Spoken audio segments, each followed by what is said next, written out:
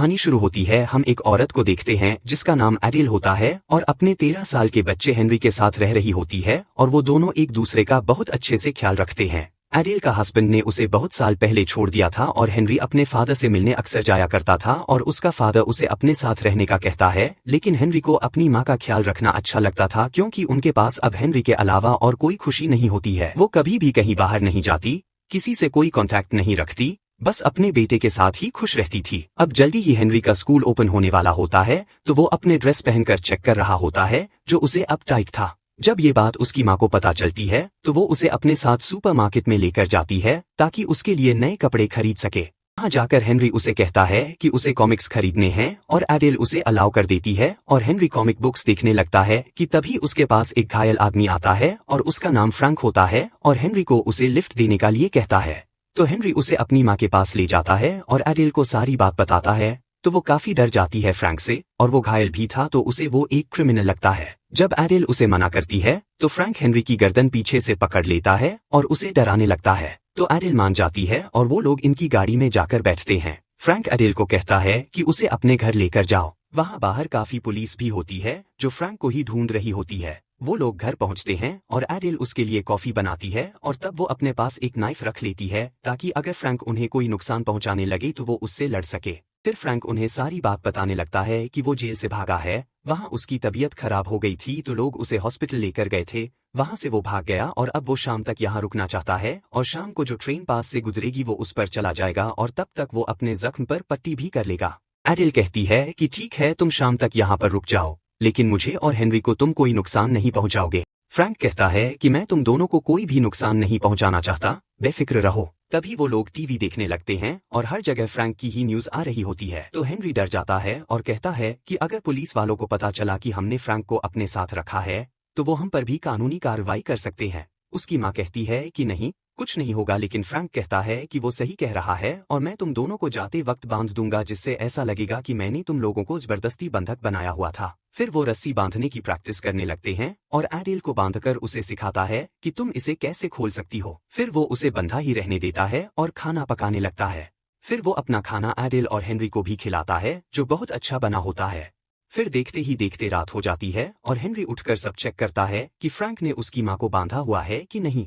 तो फ्रैंक भी उसे देख लेता है। फिर सुबह हो जाती है और फ्रैंक घर की सफाई करने लगता है और वो घर में तमाम खराब हुई चीजें ठीक करने लगता है और उनकी गाड़ी कई दिनों से खराब थी तो उसे भी ठीक कर देता है। फिर वो हेनरी को दिखाने लगता है कि बेसबॉल कैसे खेलते हैं और जब एडेल उसे बहुत खुश देखती है तो उसे ऐसा लगता है जैसे उसे उसका खोया हुआ पिता मिल गया। फिर एक दिन ये लोग घर में बैठे होते हैं कि बाहर डोरबेल बजती है तो फ्रैंक फौरन एडेल को पकड़ लेता है और हेनरी को बाहर जाकर चेक करने को कहता है और वो उसे कहता है जो भी बाहर हो उसे कहना कि तुम्हारी माँ घर पर नहीं है और उस आदमी को अंदर कभी मत आने देना। फिर हेनरी डोर ओपन करता है, वहाँ उनका पड़ोसी आया होता है और हेनरी से उसकी माँ के बारे में पूछता है तो वो बताता है कि वो घर पर नहीं है। वो उसे कहता है कि डोर बंद करके ही रखना क्योंकि बाहर एक जेल से भागा हुआ कैदी फिर रहा है। वो उनके लिए बहुत सारे पीचेस लाया होता है। फिर हेनरी डोर क्लोज करके अंदर आता है। अब उनके पास बहुत सारे पीचेस होते हैं। फ्रैंक उन्हें पीचेस की पाई बनाने को कहता है। फिर वो सब लोग मिलकर पाई बनाने लगते हैं जिससे एडेल को अब फ्रैंक का साथ अच्छा लगने लगता है। फिर वो लोग अपनी पाई एंजॉय करने लगते हैं और फ्रैंक पहली बार एडेल को छूता है जिससे उसे भी अच्छा लगता है। अब ये लोग और करीब आने ही लगते हैं कि बाहर पुलिस की गाड़ियों की आवाज आती है और वो लोग डर जाते हैं, लेकिन वो आगे चली जाती है। अब फ्रैंक इन्हें कहता है कि मुझे अब यहाँ नहीं रुकना चाहिए क्योंकि मैं तुम लोगों को मुसीबत में नहीं देख सकता। फिर एडेल कहती है कि तुम कुछ दिन और रुकना चाहिए, अभी तुम्हारा जख्म भी ठीक नहीं हुआ है, एक बार तुम पूरी तरह ठीक हो जाओ तो फिर चले जाना।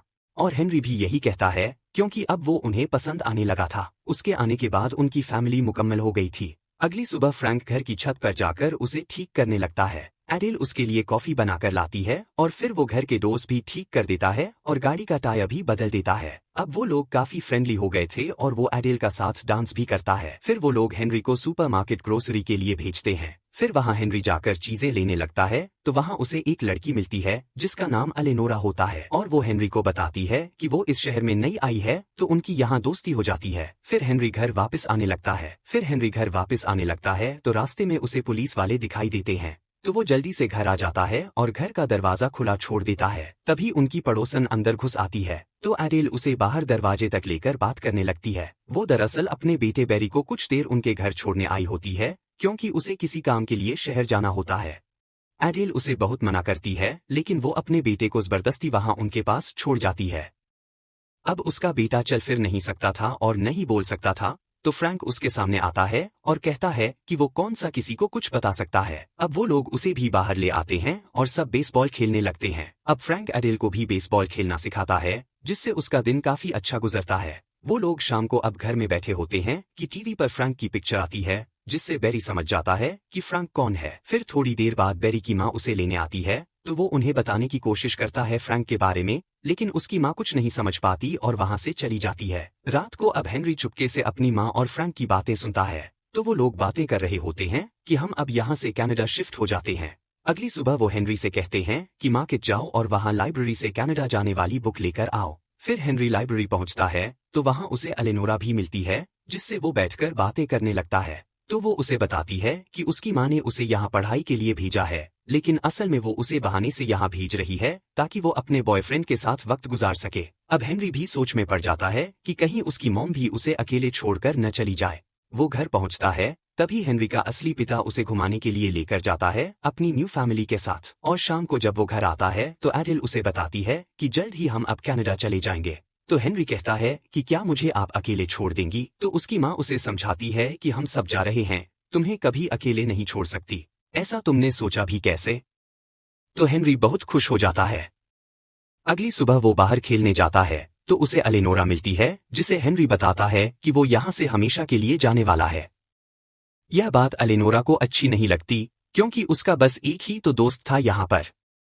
अब एडेल के घर का सीन देखा जाता है, तो फ्रैंक का अब जख्म में काफी दर्द हो रहा होता है। उनमें अब इन्फेक्शन हो गया होता है, तो एडेल कहती है कि वो शहर जाकर कुछ इलाज के लिए लेकर आती है। जब वो गाड़ी में बैठने लगती है, तो बहुत ज्यादा परेशान नजर आती है। फ्रैंक जिसे ऊपर से देखता है और उसके पास आता है और उससे पूछता है कि तुम्हारे दिल में अगर कोई बात है तो मुझे बता दो। वो फिर उसे बताती है कि जब हेनरी पैदा हुआ था तो वो अपने हस्बैंड के साथ बहुत खुश थी, लेकिन उसके हस्बैंड को और बच्चे चाहिए थे, लेकिन डॉक्टर्स ने बताया कि मैं मां दोबारा नहीं बन सकती, तो वो मुझे हमेशा के लिए छोड़कर चला गया। अब मैं तुम्हें परिवार वाला सुख नहीं दे सकती। तो फ्रैंक उसे कहता है कि हमारे पास पहले से एक बच्चा हेनरी है और हमें कुछ भी नहीं चाहिए। और फिर वो अपनी कहानी सुनाने लगता है कि वो मिलिट्री में था और कभी कभी घर आता था, तो उसकी बीवी का काफी मर्दों से ताल्लुक था। अब जब मैं घर आया तो मुझे पता चला कि जो हमारे पास बच्चा है वो भी मेरा नहीं है। तो हमारी बहस हो गई और मेरी बीवी ने वो बच्चा बाथटब में डुबा दिया, जिससे वो मर गया। फिर मैंने अपनी बीवी पर गुस्सा किया और उसे बस एक धक्का दिया, लेकिन वो सीढ़ियों की तरफ गिर गई और मर गई। मैं लोगों को समझाता रहा कि ये सिर्फ एक एक्सीडेंट है और कुछ नहीं, लेकिन मेरी बात पर किसी ने यकीन नहीं किया और मुझे जेल हो गई। अब वो लोग फाइनल जाने की तैयारी कर रहे होते हैं और हेनरी अपने पिता को एक लेटर लिखता है कि वो अपनी माँ के साथ कनाडा जा रहा है। फिर वो बाहर चल रहा होता है तो एक पुलिस की गाड़ी आती है और पुलिस वाला उसे घर तक लिफ्ट देने का कहता है, लेकिन हेनरी बहुत घबराया हुआ था, जिससे पुलिस वाले को उस पर शक हो जाता है। जब वो घर पहुंचते हैं तो एडेल भी पुलिस की गाड़ी देखकर घबरा जाती है और घर का सामान गाड़ी में रख रही थी, तो वो पुलिस वाला पूछता है कि इतना सामान लेकर वो लोग कहाँ जा रहे हैं। तो एडेल उसे बताती है कि वो लोग ये सब फेंकने जा रहे हैं। तो पुलिस वाला कहता है कि मैं आपकी मदद करता हूं, और वो घर के अंदर आ जाता है। अब फ्रैंक घर में ही छुपा हुआ था, तो पुलिस वाला बॉक्स उठाकर उनकी थोड़ी मदद करता है। फिर वो पुलिस वाला चला जाता है और एडेल फ्रैंक के पास आती है और उसे कहती है कि हम लोग बैंक जाते हैं और जो भी पैसे पड़े हैं वो लेकर आते हैं।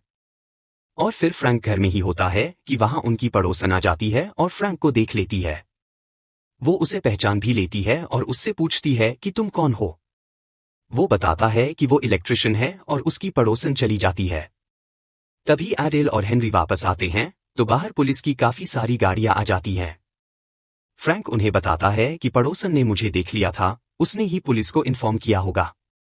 अब मैं पुलिस के साथ चला जाऊंगा, मैं अब भागना नहीं चाहता। वो उन्हें बांधने लगता है और एडेल को कहता है कि तुम चाहो तो मेरा इंतजार कर सकती हो, मैं भी तुम्हारा 20 साल इंतजार करूंगा। और वो बाहर आ जाता है और पुलिस उन्हें पकड़ कर ले जाती है। फिर एडेल एक वकील के पास जाती है और उसे फ्रैंक को आजाद करवाने का केस लड़ने के लिए कहती है। तो वो उसे बताता है कि ऐसा करने से उससे हेनरी की कस्टडी भी वापस ले ली जा सकती है। तो वो डर जाती है। और फिर यूं ही दिन गुजरने लगते हैं। और एडेल की मानसिक हालत अब ठीक नहीं होती, तो उससे हेनरी की कस्टडी भी चली जाती है और वो अपने फादर के साथ रहने लगता है और उसे कभी कभी मिलने आने लगता है। अब हेनरी थोड़ा बड़ा हो जाता है और अपनी कॉलेज की बेसबॉल टीम को ज्वाइन करता है, जो उसे फ्रैंक ने खेलना सिखाया था। और फिर वो बड़ा होकर अपनी पाई की शॉप ओपन करता है, जो बहुत फेमस हो जाती है। और उसे इसकी रेसिपी भी फ्रैंक ने दिखाई थी। फिर हेनरी की शादी हो जाती है और उसे एक दिन फ्रैंक का लेटर मिलता है, जिसमें वो उसे बताता है कि मैंने तुम्हारा आर्टिकल पढ़ा है और मुझे तुम पर गर्व है। अब मैं कुछ ही दिनों में जेल से रिहा होने वाला हूं और मैं तुम्हारी माँ के पास जाना चाहता हूं, अगर तुम्हारी इजाजत हो तो। जिस पर हेनरी ये बात अपनी माँ को बताता है। तो जब फ्रैंक जेल से रिहा होता है, तो सामने एडेल होती है, जिसे वो गले लगा लेता है और अब वो अपना बाकी का जीवन साथ बिताने का इरादा करते हैं।